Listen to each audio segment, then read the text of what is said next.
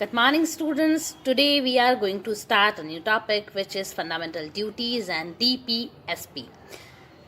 This is the 9th part of your first chapter, Constitution, Why and How. In last videos we have discussed about fundamental rights and its types also. So students, let us start from fundamental duties. In last session we have discussed about how the fundamental duties took place in our constitution. Actually students, fundamental duties जैसे मैंने आपको पहले बताया कि Indian constitution का part नहीं थी. Later on 1976 में through 42nd amendment Indian constitution में फंडामेंटल ड्यूटीज़ को ऐड किया और ऐड करने के बाद 10 ड्यूटीज़ उसमें रखी गई कि आपकी 10 ड्यूटीज़ होंगी. और लेटर ऑन ईयर 2002 में राइट टू एजुकेशन को भी बाय 86th अमेंडमेंट आपकी फंडामेंटल ड्यूटी का पार्ट बनाया गया और 11th फंडामेंटल ड्यूटी ऐड की गई. ये एक्चुअली हमने मॉडल अडॉप्ट किससे किया? Model in the sense that there should be some fundamental duties in our constitution. ये हमने अडॉप्ट कहाँ से किया? Actually this type of thought is adopted by USSR. USSR means Soviet Union, जिसके बारे में आप लोगों ने 9th और 10th क्लास में पढ़ा होगा. सोवियत यूनियन के कॉन्स्टिट्यूशन में फंडामेंटल ड्यूटीज इनबिल्ट थी. मतलब बेसिक कॉन्स्टिट्यूशन जब बना था इनिशियली तब भी फंडामेंटल ड्यूटीज उसका पार्ट थी. लेकिन हमारे कॉन्स्टिट्यूशन में ऐसा नहीं रहा. हमने लेटर ऑन 1976 में, अगर मैंने पहले कहीं 42nd की जगह 46 बाय मिस्टेक कह दिया हो तो kindly correct that. 42nd amendment के थ्रू क्या हुआ था? ऐड हुई थी आपकी फंडामेंटल ड्यूटीज. आज हम लोग डिस्कस करने जा रहे हैं ड्यूटीज को. रैपिडली एक बार रीड कर लेंगे, फिर हम हमारे अगले टॉपिक विच इज DPSP उस पर आगे बढ़ेंगे. Yes, first is to abide by the constitution and respect its ideals and institutions, the national flag and the national anthem. Actually इसमें स्टूडेंट से मेंशन किया गया है कि हमारे कॉन्स्टिट्यूशन की रिस्पेक्ट करेंगे, पहली बात उसका मान सम्मान करेंगे, और कॉन्स्टिट्यूशन में जो आइडियल्स और इंस्टीट्यूशंस डिसाइड किए गए हैं, आइडियल्स जो डिसाइड किए गए हैं उसका भी हम मान सम्मान करेंगे, रिस्पेक्ट करेंगे. अब आइडियल्स का मतलब क्या है? What does it mean? Students, ideals मैं आपको बता दूं एक बार. आइडियल्स देखने के लिए आपको एक और फोटो में दिखाऊंगी. Yes, the constitution of India preamble. इसमें आप देखेंगे जो भी आपको बोल्ड वर्ड्स दिख रहे हैं, बोल्ड वर्ड्स मतलब we the people of India, sovereign, socialist, secular, जो बड़े बड़े वर्ड्स आपको दिख रहे हैं ना, थोड़ा अ लिटिल बिट डार्क, तो ये सारे के सारे क्या हैं? These all concepts are the ideals of our constitution, and according to the first fundamental duty we have to respect these ideals which is decided by our constitution makers. हमको justice की respect करनी होगी, the value और the ideal.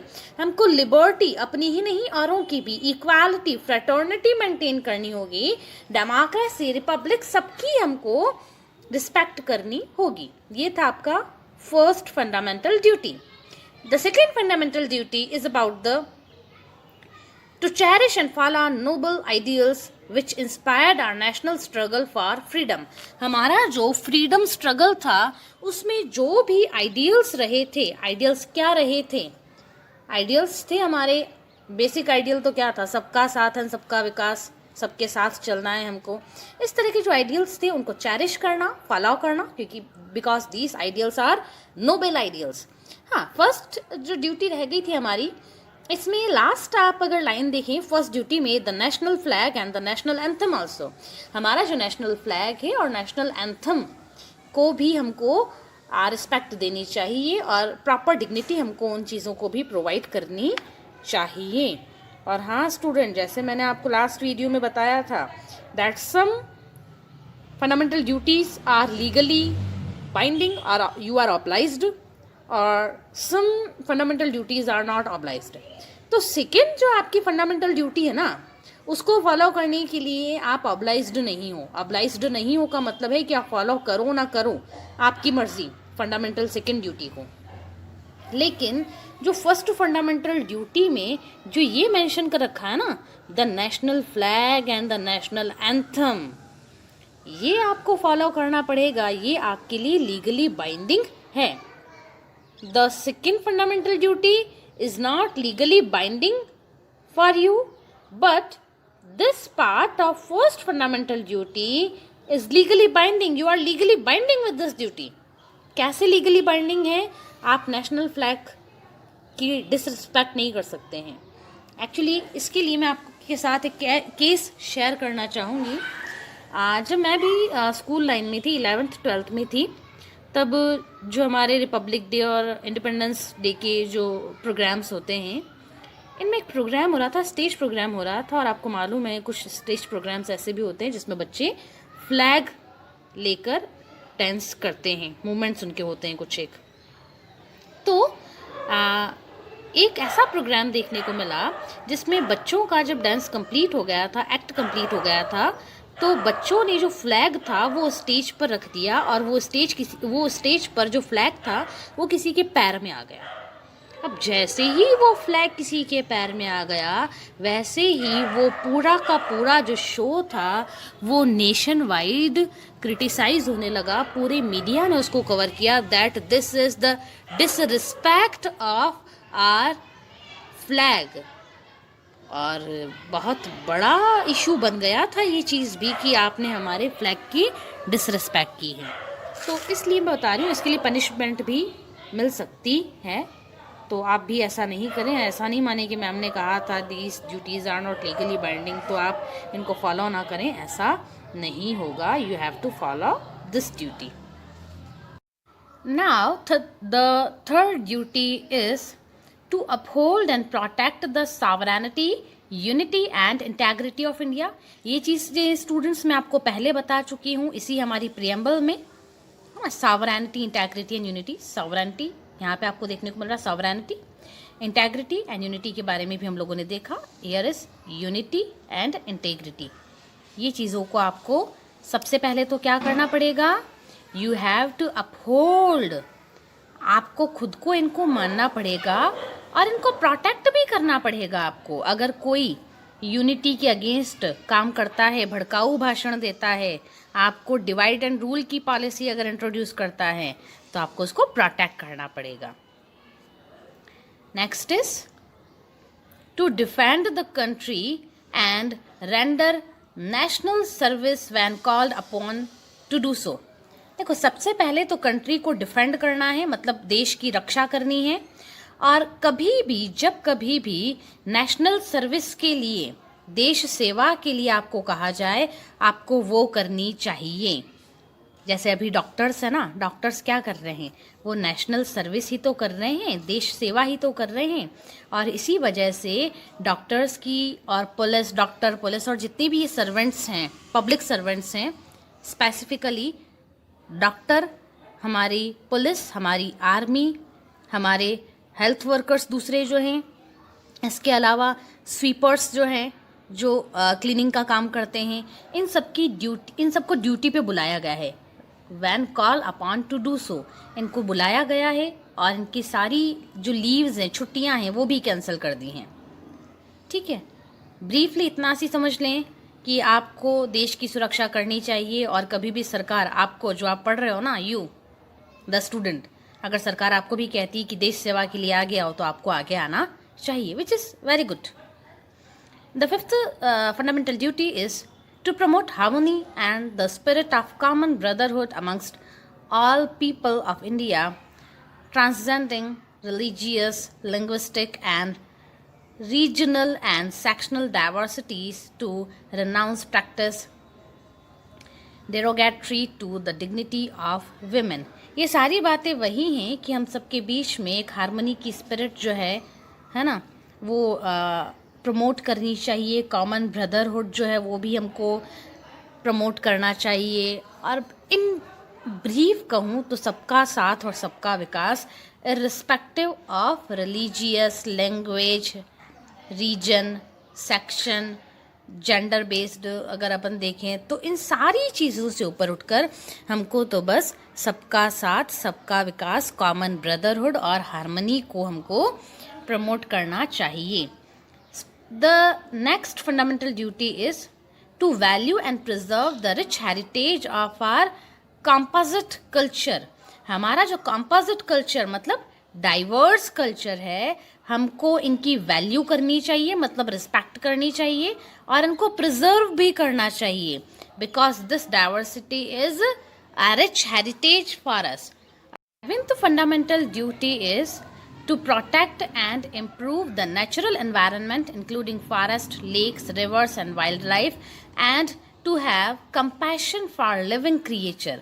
जो हमारा environment है, students देखो, environment है इसलिए हम हैं. environment को अगर हार्म पहुंचाने की कोशिश ह्यूमन बींग्स करते हैं तो उसके बहुत ही ट्रिमेंडस रिजल्ट्स देखने को मिलेंगे. ट्रिमेंडस रिजल्ट्स कैसे देखने को मिल सकते हैं वो आप इसी बात से अंदाज़ा लगा सकते हैं कि जहाँ जहाँ फॉरेस्ट कटिंग बहुत ज़्यादा होती है, ट्री कटिंग बहुत ज़्यादा होती हैं, या फिर जहाँ जहाँ डेवलपमेंट करने के लिए एनवायरनमेंट को बाइसाइड कर देते हैं, वहाँ पे बहुत बुरे इसके रिजल्ट्स आए हैं. एक एग्जाम्पल मैं आपको बताना चाहूँगी, केरला फ्लड, क्योंकि Kerala flood last 2 years before I थी. तो केरला फ्लड की बात करें अपन तो केरला फ्लड क्यों आई? केरला बहुत डेवलप्ड स्टेट है, बहुत अच्छा स्टेट है, लिटरेसी रेट 100%, हैप्पीनेस बहुत अच्छी, सब कुछ वेल एंड गुड है. लेकिन क्या है, केरला ने कुछ टाइम से बिफोर 10 years है ना, सिंस लास्ट 10 years केरला ने डिफॉरेस्टेशन करना स्टार्ट कर दिया. तो धीरे धीरे धीरे धीरे केरला में फॉरेस्ट कटिंग होनी लग गई, डिफॉरेस्टेशन हो गया. अब डिफॉरेस्टेशन स्टार्ट हो गया तो पेड़ कम हो गए और जब बारिश आई तो वो वाटर सोक करने की कैपेसिटी उस लैंड में रही नहीं. अब वाटर सोक करने की कैपेसिटी नहीं रही तो हुआ क्या, केरला में फ्लड आ गई. और फ्लड आई तो ऐसी आई कि सब कुछ ख़त्म हो गया, है ना. इसलिए एक और फंडामेंटल ड्यूटी जो है हमारे एनवायरनमेंट से रिलेटेड ऐड की है, to protect and improve the natural environment including forest, lake, rivers, wild life and to have compassion for living creature. हमारे मन में ये जो लिविंग क्रिएचर है इनके टूवर्ड्स कंपैशन, अफेक्शन होना चाहिए. 8th fundamental duty is to develop scientific temper, humanism and the spirit of inquiry and reform. इसमें बता रखा है कि हमको अंधविश्वास नहीं करना चाहिए, हमको साइंटिफिक टेम्पर, साइंटिफिक सोच हमारे को डेवलप करनी चाहिए, मॉडर्न सोच डेवलप करनी चाहिए और कहीं कहीं बातों पर यकीन नहीं करके spirit of inquiry and reform, कुछ सुधार करना चाहिए. जो भी हमारी बैड सोशल कस्टम्स हैं, प्रैक्टिसेस हैं, इनमें हमको रिफॉर्म करना चाहिए. जैसे मृत्यु भोज है, हटा दो इसको, ये रिफॉर्म कहलाएगा. डाउरी है, ख़त्म कर दो, होनी नहीं चाहिए. लीगली तो ख़त्म है लेकिन आज भी हम लोग लेते और देते हैं, ये ख़त्म कर दो. तो इस तरह की जो बातें हैं ये रिफॉर्म कहलाती हैं और इन रिफॉर्म करना चाहिए. कहीं कहीं बातों पे यकीन मत करो, खुद जानने की कोशिश करो, पढ़ो लिखो और इसके अलावा साइंटिफिक टेम्पर मतलब कि अंधविश्वास मत रखो. 9th fundamental duties to safeguard public property and to abjure violence. हम लोगों को पब्लिक प्रॉपर्टी का ध्यान रखना चाहिए और वायलेंस नहीं करनी चाहिए. पब्लिक प्रॉपर्टी में क्या आती हैं? आपकी बसेस, रेलवेज.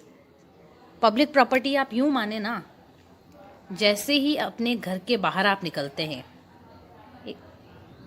ठीक है, अपने घर के बाहर आप निकलते हैं और घर से बाहर निकलते ही जो भी चीज़ें आपको मिलती दिखती हैं, है ना, वो सारी की सारी चीज़ें क्या हैं? वो पब्लिक प्रॉपर्टी है. तो घर से बाहर निकलने पर सबसे पहले क्या आता है? Road, public property. रोड पे क्या लगे हुए हैं? लाइट पोल्स लगे हुए हैं, है ना, लाइट पोल्स लगे हुए रोड पे, ये पब्लिक प्रॉपर्टी हैं. सारी की सारी चीज़ें जो हैं घर से बाहर निकलते ही पब्लिक प्रॉपर्टी कहलाएंगी, एक्सेप्ट दोज थिंग्स जिसके लिए आपने किसी कंपनी को हैवी पेमेंट किया. आप कहें कार तो पब्लिक प्रॉपर्टी नहीं है, मैंने तो पे किया, रजिस्ट्री मेरे नाम की है, हाँ, वो आपके नाम की रजिस्ट्री है एंड दिस इज़ योर्स। लेकिन हाँ, जिसके लिए आपने ज़्यादा पेमेंट दिया नहीं है वो गवर्नमेंट ने बनवाई है। रेलवे किसने बनवाई? गवर्नमेंट ने। बसेस कौन चला रहा है? रोडवेज की गवर्नमेंट चला रही है। स्ट्रीट पोल किसने लगवाया? गवर्नमेंट ने लगवाया। तो जो काम गवर्नमेंट करवाती है वो सारा पब्लिक होता है और आपको इन पब्लिक प्रॉपर्टी का ध्यान रखना चाहिए। ऐसे नहीं कि आप सड़क पे चल रहे हैं तो सड़क पे बस पूरा दिन खड्डे करते रहें और बस में जा रहे हैं तो बस की सीट फाड़ के आ जाएं और ट्रेन पे बैठे हैं तो ट्रेन में गंदगी करें। अच्छी बात नहीं है। ड्यूटी है हमारी to safeguard public property and to abjure violence. Violence नहीं करना है। The 10th fundamental duty is to strive towards excellence in all spheres of individual and collective activity so that the nation constantly rises to higher levels and endeavor and the achievements. इसका मतलब ये है कि देखो हमारा देश बहुत वापस सोने की चिड़िया बने, बहुत ज़्यादा डेवलप करे, तो उसके लिए क्या ज़रूरी है? उसके लिए ज़रूरी है कि ईच एंड एवरी स्फेयर में एक्सलेंस चाहिए। Excellence in all spheres, her field में एक्सेलेंस चाहिए, चाहे वो साइंस हो, टेक्नोलॉजी हो, आर्ट्स हो, कोई भी सब्जेक्ट हो, कोई भी स्फेयर हो, उसमें एक्सेलेंस चाहिए। We need excellence. और इसके बाद क्या है? Collective activity. कलेक्टिव, सबका साथ, सबके साथ लेके हम ये काम करेंगे तब हमारा नेशन जो है वो डेवलपमेंट की पीक पर पहुँचेगा। और 11th फंडामेंटल ड्यूटी को हम लोग पहले डिस्कस कर चुके हैं। Students, according to my knowledge this is enough for fundamental duties. Now we are moving on socio economic rights, DPSP। Students, the full form of DPSP is, मैं बोलती जा रही हूँ, आप उसको लिखते जाएंगे। Directive principles of state policy. State policies के लिए कुछ डायरेक्टिव प्रिंसिपल्स हैं जिसको DPSP कहते हैं। पहले मैं मतलब बता दूं, फिर मैं बताऊंगी कि कॉन्स्टिट्यूशन में आर्टिकल कहाँ से कहाँ तक है और चैप्टर क्या है। एक्चुअली देखो स्टूडेंट्स, गवर्नमेंट हमारी कुछ पॉलिसीज़ बनाती है, ठीक है। P मतलब पॉलिसीज़, ठीक है। गवर्नमेंट बनाती है हमारी कुछ पॉलिसीज़ या फिर लॉ, गवर्नमेंट रूल भी बनाती है। अब गवर्नमेंट जब ये सब काम करती है तो गवर्नमेंट को कुछ बातें ध्यान रखनी चाहिए कि अच्छा, जब भी कोई रूल बनाओ, कोई लॉ बनाओ या पॉलिसी बनाओ तो ये बातें आप ध्यान रखना। तो जो बातें ये रूल मेकिंग या फिर लॉ मेकिंग के टाइम पर गवर्नमेंट को ध्यान रखनी चाहिए, वो सारी बातें कहलाती हैं DPSP। According to my knowledge, मैंने बहुत सिंपल लैंग्वेज में आपको बताया है DPSP का मतलब, है ना, कि गवर्नमेंट जब कोई रूल, पॉलिसी, लॉ बनाए तो ये सारी रूल, पॉलिसी और लॉ मेकिंग के टाइम पर गवर्नमेंट को कुछ प्रिंसिपल्स या फिर कुछ बातें ध्यान रखनी चाहिए। और ये जो बातें ध्यान रखनी चाहिए, इन सबका जो ग्रुप है वो ग्रुप बना के इसको अपन कहते हैं DPSP। अब ये DPSP जो है ये प्रिंसिपल्स जिसकी अपन ने बात की कि गवर्नमेंट को लॉ मेकिंग के टाइम पर, मतलब पॉलिसी मेकिंग के टाइम पर कुछ प्रिंसिपल्स याद रखने चाहिए। अब ये प्रिंसिपल्स किसने डिसाइड किए हैं? क्या प्राइम मिनिस्टर डिसाइड करेंगे, प्रेसिडेंट, या फिर the public of India, we the people of India? कौन डिसाइड करेगा इन प्रिंसिपल्स को? So students, these principles are decided by our constitution. ये हमारे कॉन्स्टिट्यूशन ने डिसाइड कर दिए हैं कि सर्टेन रूल्स होने चाहिए, सर्टेन प्रिंसिपल्स होने चाहिए जो कि रूल, पॉलिसी और लॉ मेकिंग के टाइम पर हमारी गवर्नमेंट ध्यान रखेगी। स्टेट का मतलब क्या है? राइट नहीं है, मैं स्टेट का सही मतलब आपको नहीं बता रही हूँ, जैसा पहले भी हम लोग डिस्कस कर चुके हैं, लेकिन हाँ, कई बार स्टेट का मतलब गवर्नमेंट, ठीक है। तो ऐसे प्रिंसिपल जो कि रूल, पॉलिसी, लॉ मेकिंग के टाइम पर हमारे गवर्नमेंट को ध्यान रखने चाहिए, these principles are known as DPSP, ठीक है।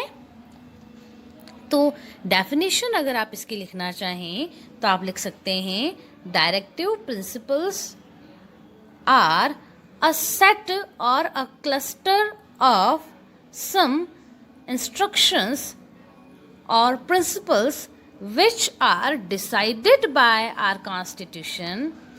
These and government have to follow these principles or rules when it is making rule, policy or law. Enough. इससे ज़्यादा आपको DPSP की डेफिनेशन के बारे में जानना नहीं चाहिए.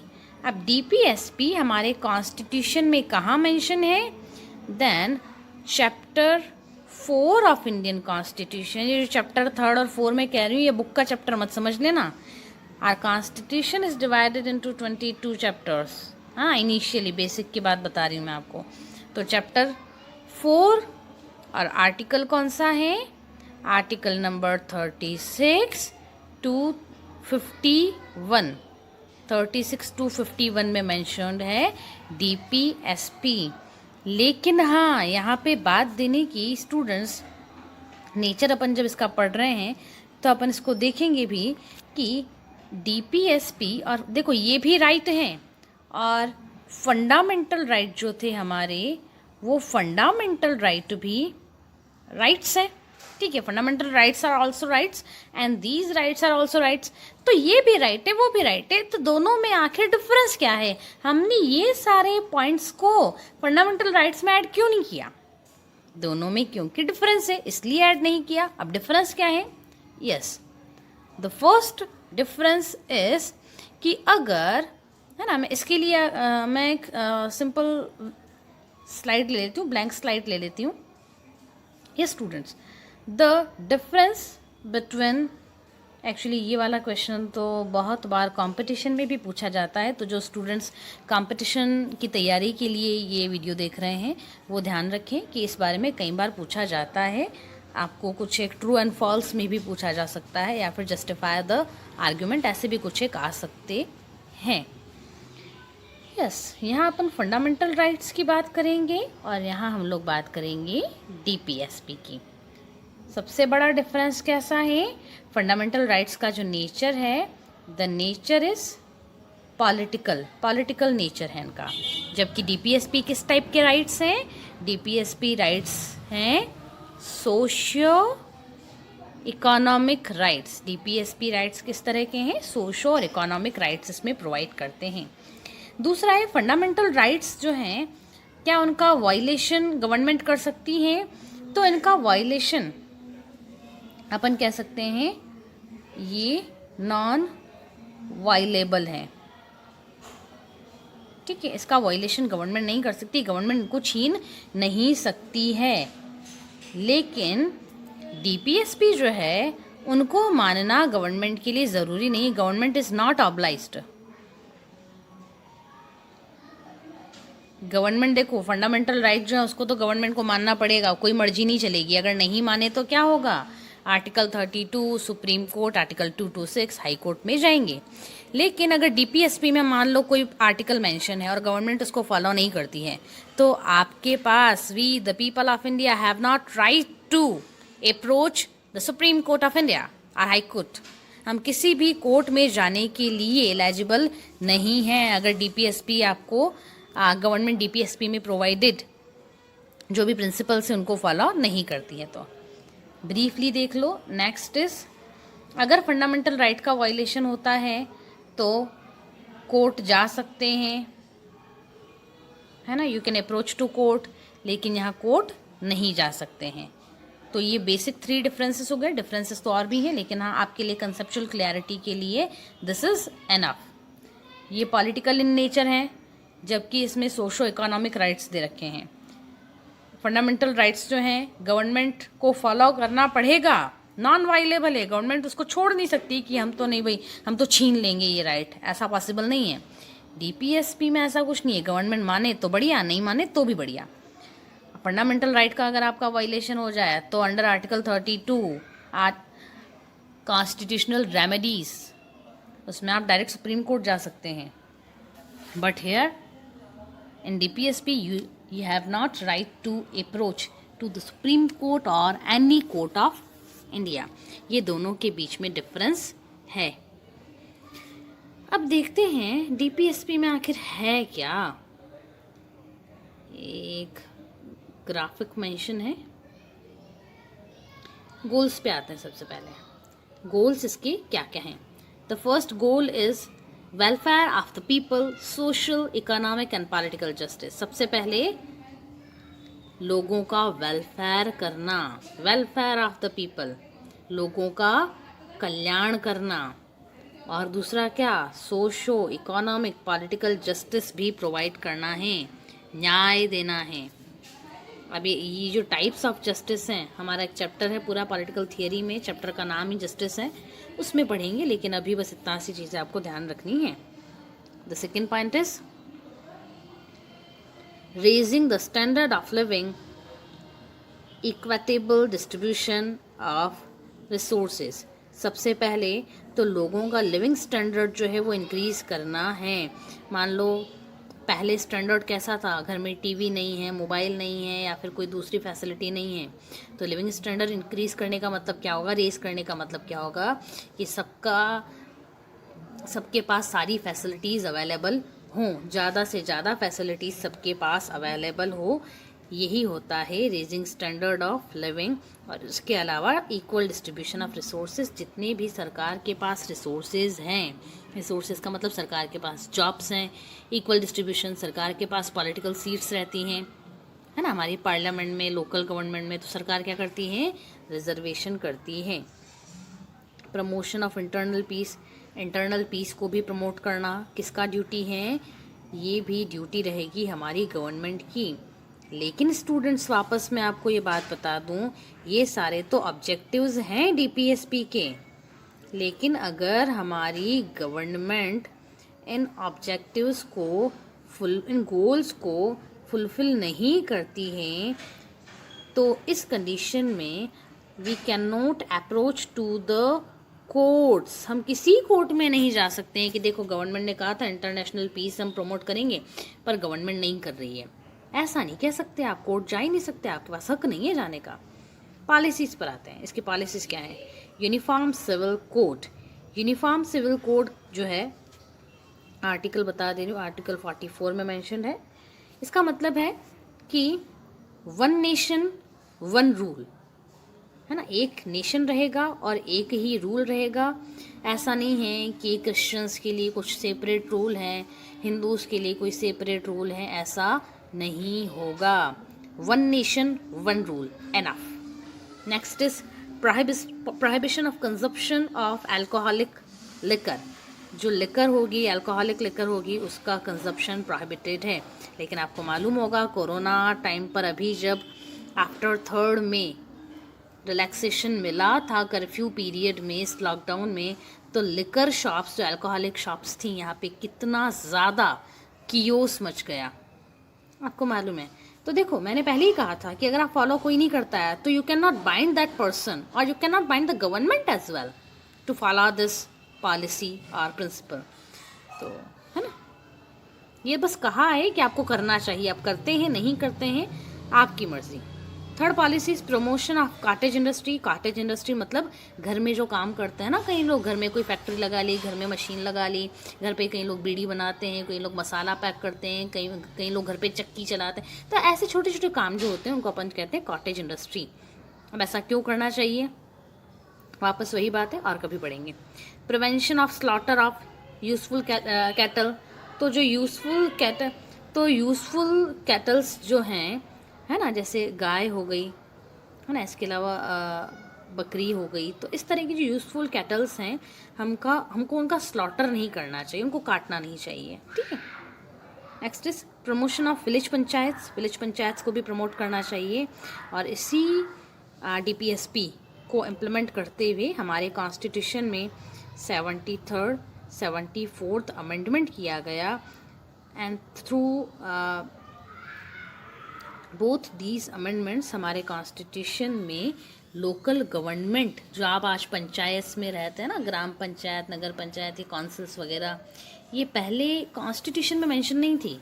ये जो प्रिंसिपल है ना, ये वाला, इसको इम्प्लीमेंट करने के लिए गवर्नमेंट ने 73rd 74th अमेंडमेंट किया। कब किया?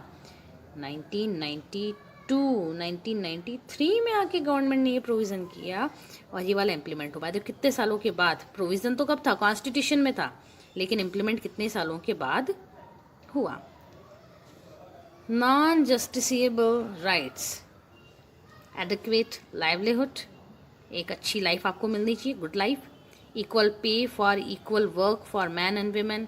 तो इसका मतलब ये है कि कुछ ऐसे राइट्स हैं जो नॉन जस्टिसेबल हैं, जिनके लिए you can not approach to the court. आप कोर्ट नहीं जा सकते कि मुझे तो सरकार अच्छी लाइफ नहीं दे रही है, नहीं जा सकते, है ना। मुझे सरकार अच्छी लाइफ नहीं दे रही, मेरे पास तो कार ही नहीं है, मेरे पास तो एक बहुत बड़ा बंगलो नहीं है, ये कोई बात नहीं होती। मेरे पास अच्छा मोबाइल नहीं है, टैबलेट नहीं है, आप नहीं जा सकते। Next is equal pay for equal work for man and women. Man और वीमेन के बीच में इक्वल पेमेंट होनी चाहिए, दोनों को इक्वल पेमेंट मिलनी चाहिए। ये भी नॉन जस्टिसेबल है, मतलब अगर मैन और वीमेन को डिफरेंट पेमेंट मिलता है तो कोर्ट नहीं जा सकते हैं। मान लो एक ही ऑफिस में ए और बी दोनों वर्क कर रहे हैं, ए फीमेल है, बी मेल है, बी को ज़्यादा सैलरी मिल रही है जबकि इसको कम सैलरी मिल रही है फीमेल को, लेकिन फीमेल जो है वो कोर्ट में नहीं जा सकती है, because this policy is non justiciable policy. हम लोग आगे बढ़ रहे हैं। राइट अगेंस्ट इकोनॉमिक एक्सप्लॉयटेशन, ये भी नॉन जस्टिसेबल है ना। इकोनॉमिक एक्सप्लॉयटेशन का मतलब क्या होता है? इकोनॉमिक एक्सप्लॉयटेशन का मतलब होता है, मान लो रजनी अगर कहीं काम करती है तो उसे एक वन डे 1000 रुपीज़ मिलता है, लेकिन किसी ने रजनी से काम करवाया और रजनी को वन डे 300 रुपीज़ ही पे किया, तो ये क्या हुआ? इकोनॉमिक एक्सप्लॉयटेशन ना, कि जिस काम के मुझे 1000 रुपये मिलते थे वही काम मुझसे कोई 300 रुपये में करवा रहा है, ये तो इकोनॉमिक एक्सप्लॉयटेशन है, मुझे पैसा कम दे रहे हैं आप। लेकिन हाँ, इसके लिए मैं कोर्ट नहीं जा सकती हूँ। राइट टू वर्क, काम करने का अधिकार, ये भी आपका नॉन जस्टिसेबल राइट है। आप कहें कि मेरे पास राइट टू वर्क है और अगर सरकार मुझे सरकारी नौकरी नहीं दे रही है तो मैं कोर्ट जाऊं, तो ये हक आपके पास नहीं है। राइट टू वर्क है, मिल गया तो करो, नहीं मिला है तो नहीं करो, इसके लिए लेकिन सुप्रीम कोर्ट जाने या फिर किसी दूसरे कोर्ट में जाने का राइट आपके पास नहीं है। And the final point is early childhood care and the education to children below the age of 6 years। ये जो है ये भी है हमारा DPSP। कब जोड़ा गया? ये by 86th amendment year 2002 RTE, इसके थ्रू ये। Now the next topic is procedure of constitutional amendment. अब कॉन्स्टिट्यूशन का अमेंडमेंट मतलब कॉन्स्टिट्यूशन को चेंज करना, कभी न कभी उसमें कुछ सुधार करना, इम्प्रूवमेंट करना, इसकी ज़रूरत क्यों पड़ती है पहली बात, और कैसे इंडिया के कॉन्स्टिट्यूशन में चेंजेस हम लोग कर सकते हैं, ये 2 पॉइंट्स हम इस टॉपिक में पढ़ेंगे। पहले मैं आपको इसकी इम्पॉर्टेंस बता देती हूँ and later on we will discuss about the procedure to amend Indian constitution. Students, constitution को बदलना टाइम टू टाइम वो रिफाइन होना चाहिए, कोई चेंजेस उसमें आने चाहिए, ये बहुत ज़्यादा इम्पॉर्टेंट है। और जिस किसी भी कॉन्स्टिट्यूशन में अपने आप को टाइम टू टाइम रिफाइन करने, टाइम टू टाइम चेंज करने की क्वालिटी जिस कॉन्स्टिट्यूशन में होती है उस चीज़ को कहते हैं हमारी पॉलिटिकल साइंस में लिविंग डॉक्यूमेंट। एक ऐसा कॉन्स्टिट्यूशन जो अपने आप को टाइम टू टाइम चेंज करता है उस कॉन्स्टिट्यूशन को कहा जाता है लिविंग डॉक्यूमेंट। और आपके बुक में चैप्टर भी मेंशन है constitution as a living document.